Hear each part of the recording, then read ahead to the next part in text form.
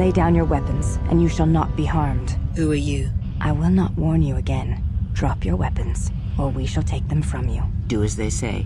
I sense we will come to no harm. Very well. I did not come here to do battle.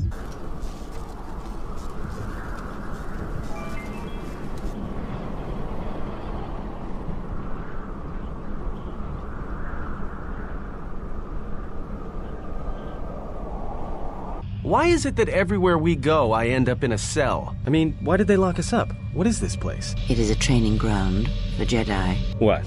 This ice hole? Yes. It bears the semblance of an academy.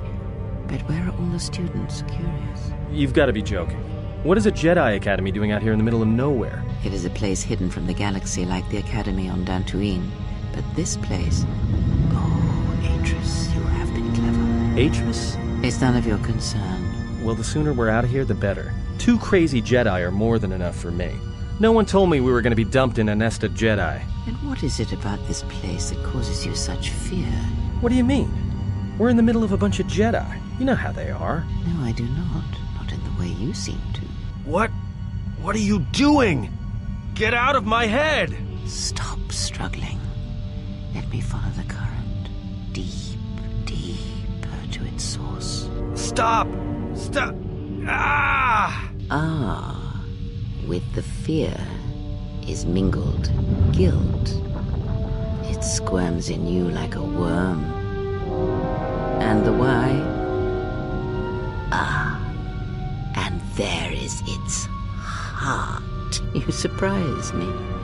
I could not feel it before. Your feelings are a powerful shield, indeed. Do not worry, Adam. If she is a Jedi, she will forgive. And if she is not, she will not care. You can't tell her. Please. I'm asking you. I don't want her to... Think less of you. I hardly think that's possible. Still, there is no shame in what you ask. We all wage war with the past, and it leaves its scars. I will not speak of yours, Atten, but there is a price for such things. What? What price? There are those who wage war and those who follow them. You are a crude thing, murderer, but you have your uses. You know how important this woman we travel with is. Even one such as you can feel it. You will serve her until I release you. And if I refuse? You will not. If you do, then my silence will be broken. And then, Atten, you will be broken. You fear the Jedi, and rightly so. If Atris learns of your choices, you will never leave this place. But whatever fear you hold of the Jedi, know that if you disobey me, that my punishment will make you beg for the death that has long hounded you. Wipe the fear from your mind. You will not find blind obedience a difficult master. You chose it once. You will learn to embrace it again. I don't know how you became such a manipulative witch, but why a vicious old scowl like yourself would even bother with me is a bigger mystery. No game of Dejaric can be won without pawns, and this may prove to be a very long game. You are a slippery one. Your thoughts difficult for even one such as I to read. I suspect the self-loathing that squirms within you gives you a curious strength. Your spirit, as diseased as it is, refuses to allow you to give up, no matter what threats you face and whatever wreckage you leave behind you. I feel you have crossed our path for a reason. Perhaps even you, at the right moment, may be able to turn aside disaster. If so, your potential is not yet spent. Fine. I'll be your pawn.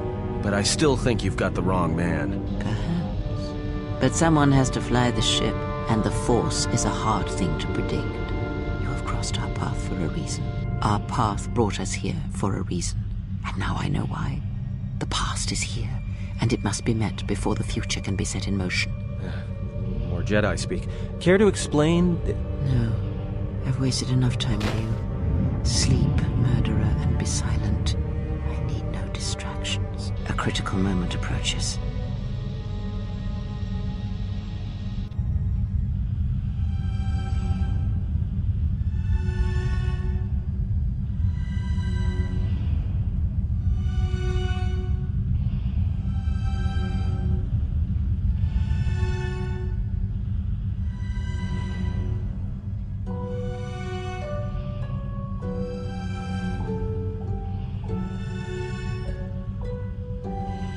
I did not expect to see you again after the day of your sentencing. I thought you had taken the exile's path, wandering the galaxy.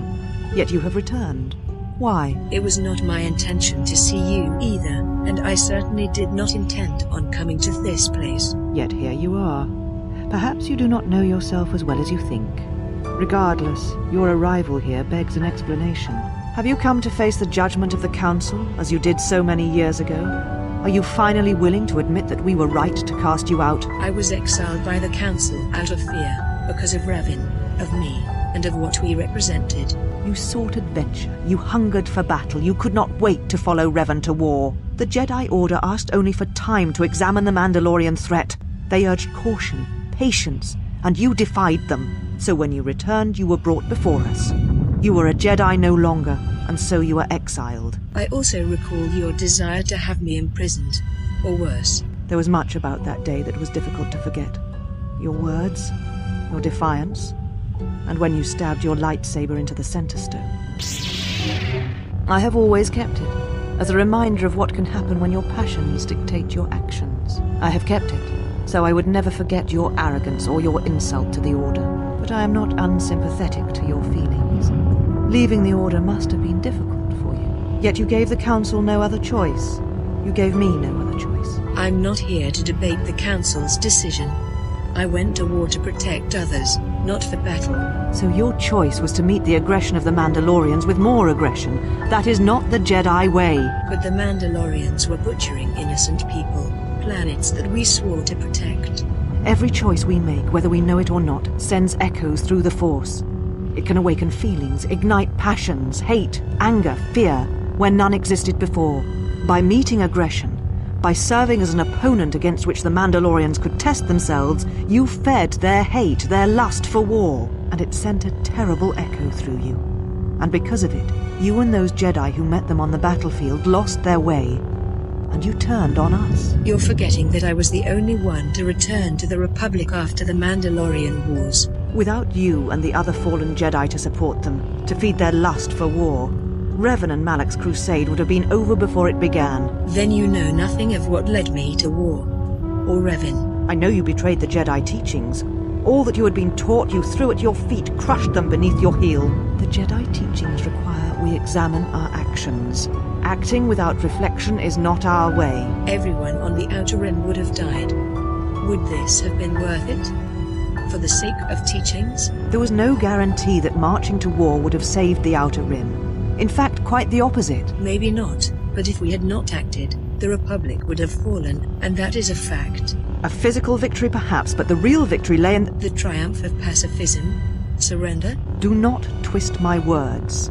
A physical victory is not the only victory, or the only loss. Nice words, but if we listened to the Council, we'd be hearing them in Mandalorian right now. You do not know— If the Mandalorians had been victorious, would the Jedi have fought then? Or simply have meditated on what to do? How dare you? The Mandalorian Wars should have been your grave, and Malachor 5 is where you should have died. Careful, Atris. Anger can only lead to the dark side.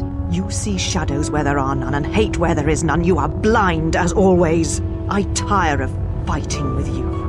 You lust for war, and you always will, and you have succeeded in distracting me from my questions. So answer me. If you cannot seem to admit the Council was correct, then why are you here? Because you stole my ship, and I needed to get off this rock. Your ship? Ah, the Ebon Hawk. It is not your ship. Unless you are admitting to the destruction of the Paragas mining facility. The facility's destruction was an unfortunate accident. Ah, an accident. Something beyond your control.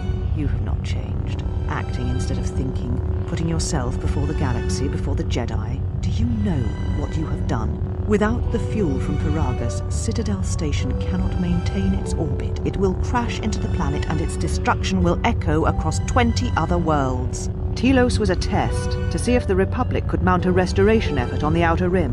When it fails, the Republic will not finance another. The other Rim worlds, devastated by the Sith, will remain graveyard worlds, devoid of life.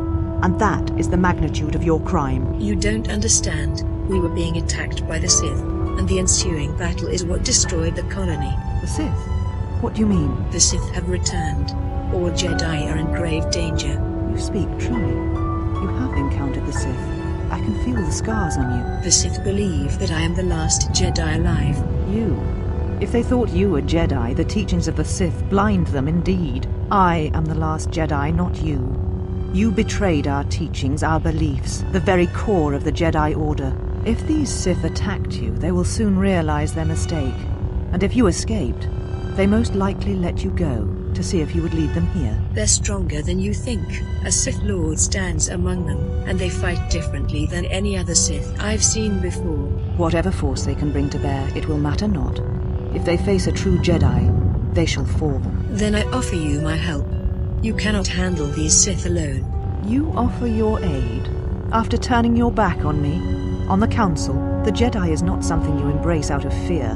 The commitment is stronger than that, something you never seem to understand. The Sith have numbers on their side. You'll need all the allies you can get, Jedi or not.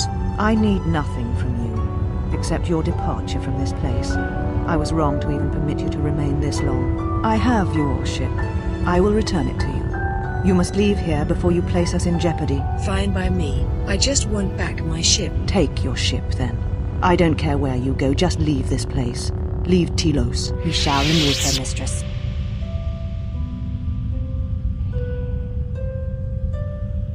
Come with us.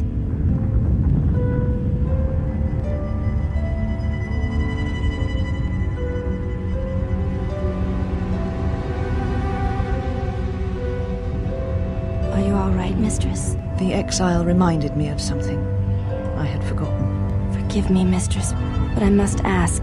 The exile.